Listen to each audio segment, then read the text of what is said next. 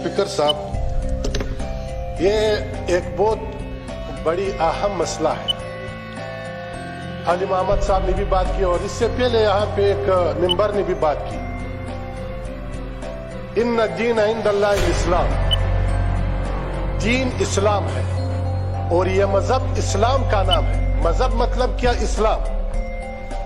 और यहाँ हर एक के जेब में एक फतवा है और ये मजहबी तबका कोई ऐसी चीज उन्होंने समझा है कि ये मजहबी तबका कोई ऐसी मामूली चीज है और उसके खिलाफ हर एक उठते हैं और फतवा लगाते हैं और कहते हैं कि ये दहशतगर्द। अभी आपने लब्बैक को दहशतगर्द करार दे दिया और कल जमीयत को कर लो, फिर सिपा को कर लो, फिर उसके कर लो।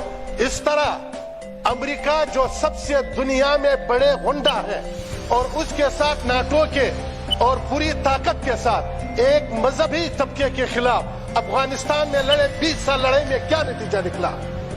और ये बातें ऐसे मामूली लेना ठीक है, बिल्कुल मैं कह रहा हूं कि आप भी आशिक रसूल है, अली मोहम्मद साहब भी आशिक रसूल है, लेकिन ये जो लोग हैं ये 1000 है, 2000 है, 10,000 है, कितने लोग हैं और उसके खिलाफ ये आवाम जो है ये मुल्क के बच्चों की तरह है। और आपके बच्चे अगर कोई खुदा ना खास्ता, मैं तो शरारत भी नहीं कहता हूँ, उसका अपना मसला भी है, तो आपने मुज़ाकरात के साथ उसके साथ बात करनी है। और आपने जो वादा किया इनके साथ, हुकूमत ने जो वादा किया इनके साथ कि वादे में किया है कि हमने, अली मोहम्मद साहब अभी कह रहा है कि ऐवान को बुलाएंगे और ऐवान में ये मसला रख देंगे।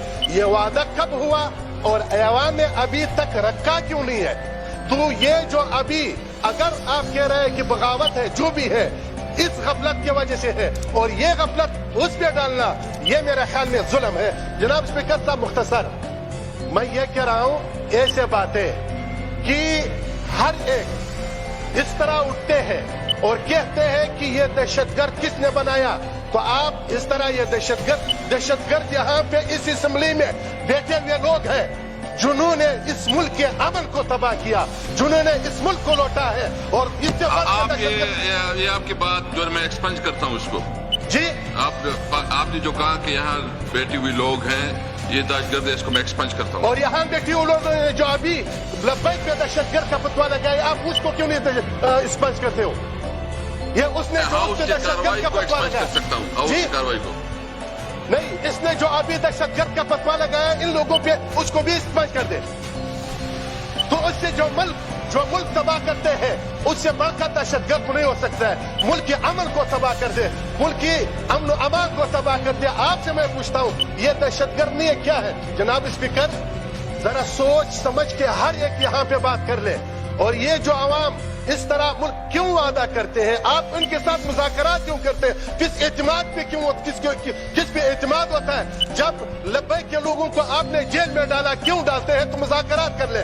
फिर यही चीजें हमारे मुल्क में अपने पार्टी के लिए जो हम करते हैं, यहाँ पे हम जो जुलूस निकालते हैं, यही बर्बादी तबाही हमने यहाँ पे बैठे उन लोगों सब ने किया है, सब पार्टी वालों ने किया है। यहाँ पे क्या हुआ? स्टेशन को, पुलिस को मारा, सबको मारा, तो फिर वो दहशतगर्द नहीं है? ये दहशतगर्द है? तो ये स्पीकर साहब इस तरह नहीं होनी चाहिए। हर अमल का रद्द अमल होता है, हर अमल के रद्द अमल होता है। तो आप एक मुल्क के हुक्मरान हैं, सोच समझ के फैसले करनी चाहिए। बगैर सोच समझ के फैसले से हर अमल का रद्द अमल होता है। ये आप पूरी भी नहीं कर सकता है। ये 1000 नहीं है, 2000 नहीं है, लाख नहीं है, ये करोड़ों लोग हैं। ये इस तरह नहीं है। रसूलुल्लाह सल्लल्लाहु अलैहि वसल्लम के नामूस पे हम सब सर कुर्बान करते हैं, सिर्फ मुंह से नहीं, जुबान से नहीं। और शुक्रिया, थैंक यू जी। मैं एक बात बताऊं, इस हाउस में कोई आदमी ऐसा नहीं बैठा जो हुजूर सल्लम की शान के ऊपर अपनी जिंदगी नहीं कुर्बान कर सकता। हम ये देखे, मैं सबसे हाथ उठा के चाहता हूं, हम सब आशिकी रसूल हैं।